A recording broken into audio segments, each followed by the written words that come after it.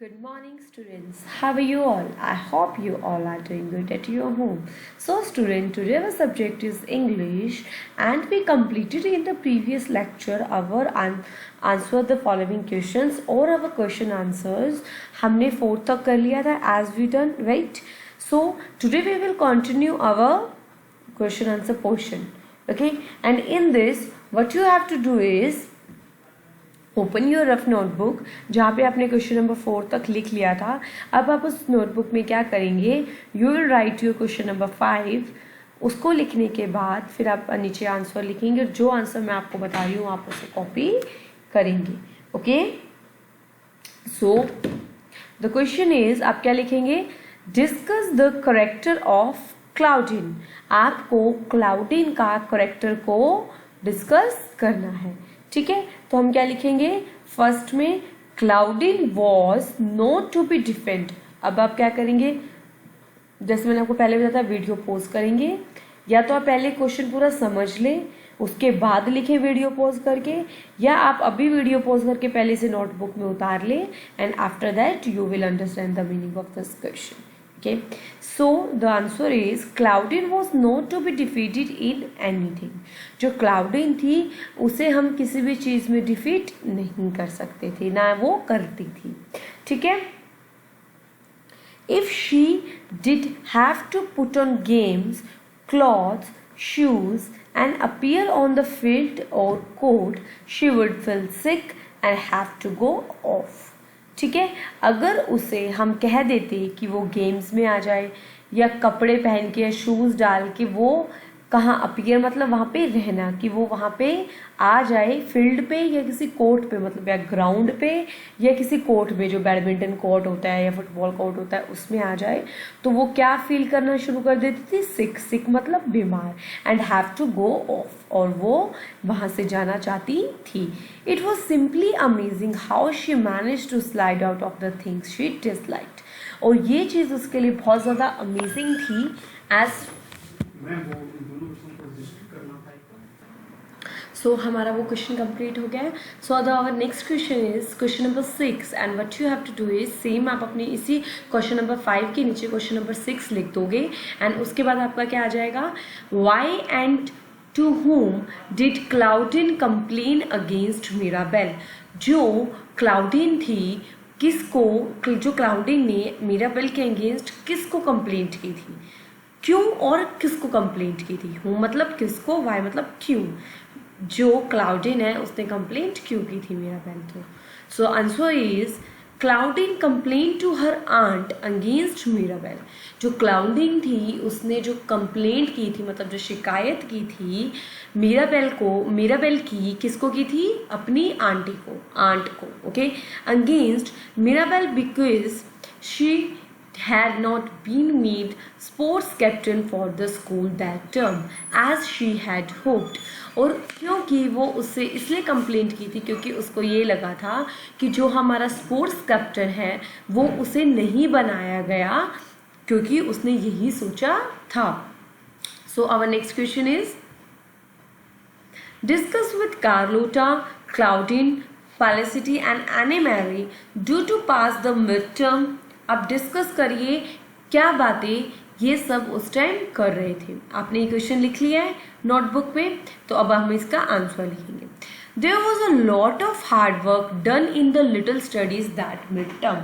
वहाँ पे उन्होंने बहुत ज़्यादा हार्ड वर्क किया था मिड टर्म के एग्जाम्स के लिए, और वो कम पढ़ाई लिटिल स्टडीज की थी. ठीक है, Carlotta groaned over her maths and Claudine puzzled over grammar. जो कार्लोटा थी वो किसको लेके परेशान थी, अपने मैथ को लेके, और जो क्लाउडिन थी वो किस में पजल थी, किस में बौखलाई हुई थी, अपनी ग्रामर में जो इंग्लिश होती है. Felicity try to learn her English literature. जो फेलिसिटी थी वो क्या ट्राई कर रही थी, लर्न करने का अपने इंग्लिश लिटरेचर का portion and to write essays which usually ended abruptly because she had suddenly thought of a new tone.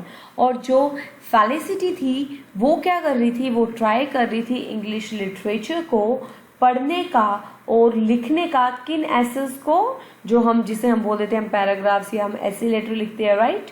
उसको वो करने का ट्राई कर रही थी, बट हो क्या रहा था, अबैप्टली शी हैड सडनली, अबैप्टली मीन्स होता है एकदम से, सडन, कि एकदम से वो फिर से उसके दिमाग में कोई नई धुन आ जाती थी। ओके, सो एनी मैरी का क्या प्रॉब्लम था, Annie Mary rush through all her prep except for English and then spent laborious hours over that hoping to win approval from Miss Wilcox। जो एनी मैरी थी वो सबके preparation कर रही थी जो इंग्लिश के लिए से करना था, और बहुत ज़्यादा मेहनत कर रही थी, बहुत ज़्यादा घंटे दे रही थी, लेकिन किस चीज़ को, मिस विलकॉक्स का विश्वास जीतने के लिए। So this is your homework for today. हमने क्या किया, हमने क्वेश्चन आंसर्स को कंप्लीट किया है। तो अब हम क्या करेंगे, अब हम इसका नेक्स्ट एक्सरसाइज करेंगे।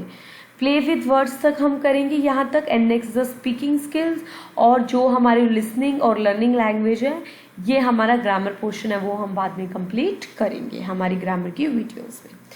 सो प्ले विथ वर्ड्स में the word engage means to completely involved. Okay, कि एंगेज का बेसिक मीनिंग क्या होता है, कम्प्लीटली इन्वॉल्व होना। Read the words in that book begin with the letters E N. आपको क्या करना है, इन लेटर वर्ड्स को पढ़ना है जो इस बॉक्स में दिए हुए हैं, जिनकी स्टार्टिंग किससे होती है, ई एन से। Filling the blanks with the words according to their meanings. आपको क्या करना है, आपको इन वर्ड्स के मीनिंग के अकॉर्डिंग, ये जो मीनिंग लिखा है इसके अकॉर्डिंग आपको उनका क्वेश्चन बनाना है। So first is to be completely absorbed. जब हम किसी भी चीज़ में कंप्लीटली एब्जॉर्ब कर लेते हैं तो उसका क्या बनेगा आंसर, एंग्रॉस्ड। क्या बनेगा, एंग्रॉस्ड मीन्स होता है कंप्लीटली उस चीज में एब्जॉर्ब हुआ। Okay, ANGROSSED। Okay, engrossed. To give the right to something. आपको राइट किसको देना है, जब हम किसी को राइट देते हैं तो हम क्या करते हैं, उसका मतलब क्या होता है, एंटाइटल करना। उसका क्या मतलब होता है, एंटाइटल करना। किसी को राइट दे देना मतलब एंटाइटल दे देना। टू बॉट अ ट्रेन, एक ट्रेन को बॉट कर देने को हम क्या बोलते हैं, एंड ट्रेन। क्या बोलते हैं हम, and train. And the next is a project for undertaking. कोई भी प्रोजेक्ट जो अंडरटेकिंग मतलब है अभी भी काम के अंदर, उसे हम क्या बोलते हैं, एंटरप्राइजेस। क्या बोलते हैं हम उसे, एंटरप्राइजेस। कोई प्रोजेक्ट जब अंडरटेकिंग में होता है तो हम उस चीज को क्या बोलते हैं, एक एंटरप्राइजेस है। जो एंटरप्राइजेस का मीन होता है अ प्रोजेक्ट फॉर अंडरटेकिंग, जो प्रोजेक्ट हमारा अभी भी चल रहा है। To involve in a tangle, उसको क्या बोलेंगे, एंटेंगल। उसे हम क्या बोलेंगे, entangle. Next is enjoy something very much. तो इसका क्या आएगा,